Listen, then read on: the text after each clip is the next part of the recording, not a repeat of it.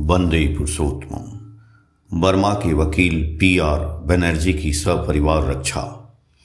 श्री ठाकुर का निर्देश वकील पी.आर. बनर्जी को सपरिवार बर्मा छोड़ आने को मिला था। बर्मा हाई कोर्ट में उनका पेशा अच्छा चल रहा था। पत्नी और 4 संतानों के साथ रंगून में 12 कमरे वाले एक आलीशान बंगले में रहते थे। ठाकुर जी पर उनका खूब भरोसा था। एक बार उनकी बेटी नेफ्राइटिस बीमारी से पीड़ित थी। उसे स्वस्थ करने में रंगून के चिकित्सक नाकाम हुए, पर ठाकुर जी के इलाज से वह स्वस्थ हो गई। ठाकुर जी का आदेश मानकर उन्होंने कुछ जमीनें बेचकर बैंक में रुपए जमा करा दिए ताकि जरूरत पर काम आए। 6 जनवरी 1942 की रात बनर्जी बाबू निश्चिंत होकर घर में सो रहे थे।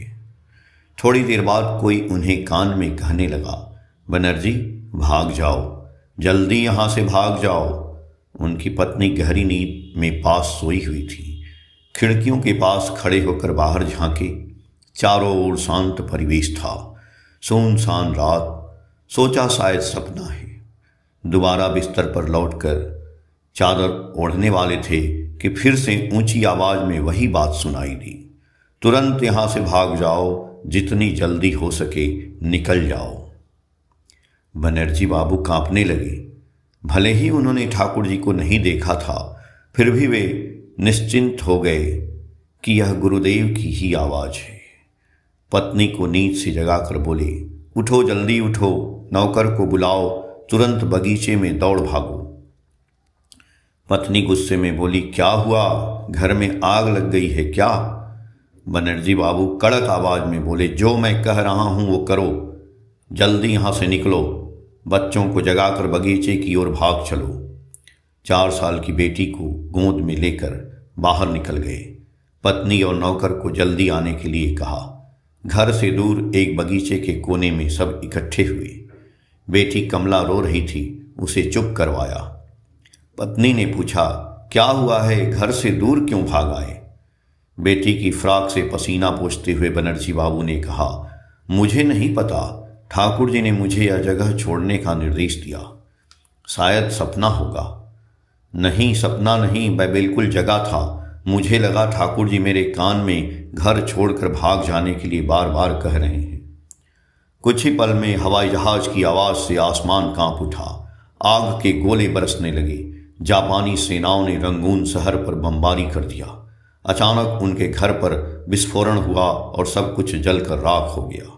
फिर बनर्जी बाबू ने सपरिवार कामायुत के दुर्गम पथ से नदी घाट पर देखा कि जहाज में जाने के लिए काफ़ी शरणार्थी जमे हुए हैं। पत्नी और पुत्र शैलेन को कतार में खड़े करके रुपए लाने बैंक गए, पर बैंक बंद था और तुरंत खोलने वाला नहीं था, इसलिए निराश होकर उन्हें लौटना पड़ा। सारी नाव में लोग भर गए थे। जहाज आने की खबर किसी को पता नहीं था। बनर्जी परिवार मर्क टिला तक ट्रेन से आए। वहाँ कई गुरु भाई से मुलाकात हुई।